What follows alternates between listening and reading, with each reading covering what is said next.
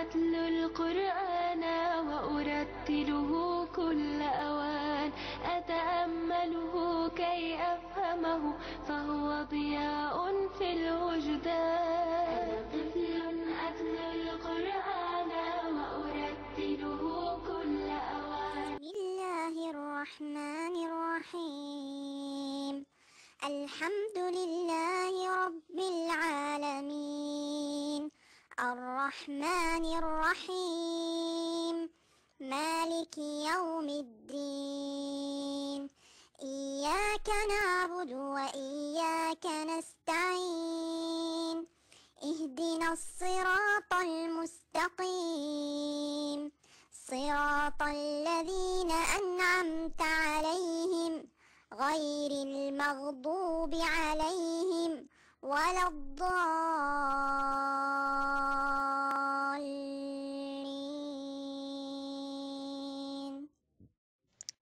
Sourate al-Fatiha est une sourate merveilleuse. Elle fait partie des sourates les plus merveilleuses qu'Allah a révélées au prophète Mohammed alayhi salatu wassalam. Et c'est la première sourate du Coran. On la lit lorsqu'on fait la prière dans toutes les rak'ahs.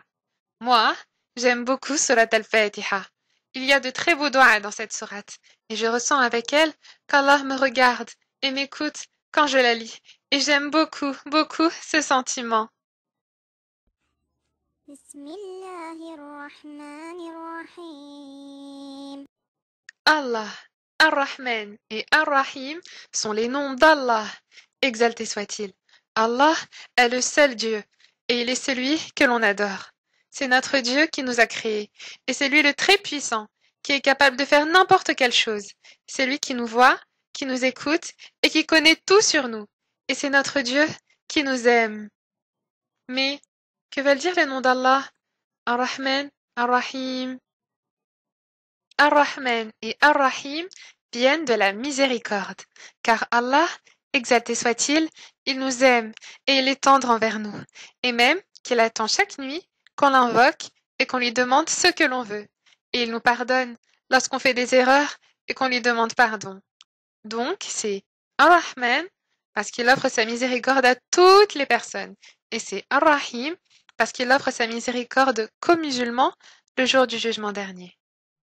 Allah prend soin de nous et nous aime encore plus que nos mamans. Et toi, est-ce que tu veux qu'Allah soit miséricordieux envers toi? Alors, tu dois être quelqu'un de bon. Tu dois être tendre avec les plus petits, être indulgent envers eux et ne pas leur crier dessus.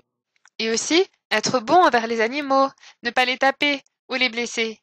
Et prendre soin aussi des fleurs et des plantes et ne pas les arracher. Donc, moi, j'aime Allah, Ar-Rahman Ar-Rahim. Et je dis avant de commencer n'importe quelle chose, Bismillahir-Rahman Ar-Rahim, pour qu'Allah me facilite dans tout ce que je fais. Je le dis avant de manger, avant de m'habiller et avant toute autre chose.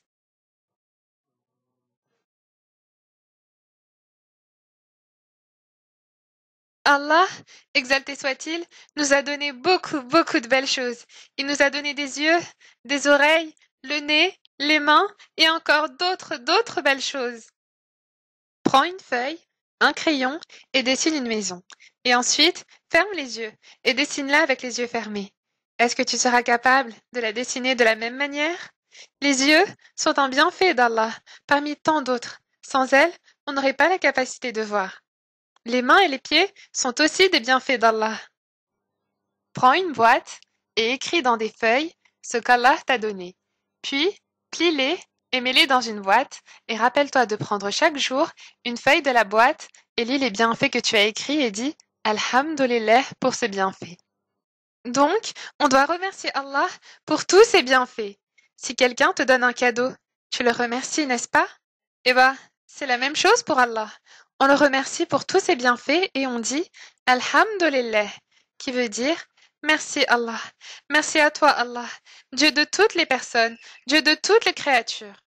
Quand on fait la prière et qu'on dit Alhamdulillahi Rabbil Alamin, Allah nous a entendus et nous a vus en train de la faire. Et il dit aux anges, mon serviteur m'a remercié. Et il devient très content de nous. Et il nous attend à chaque prière. C'est pour ça qu'on aime Allah et qu'on aime la prière.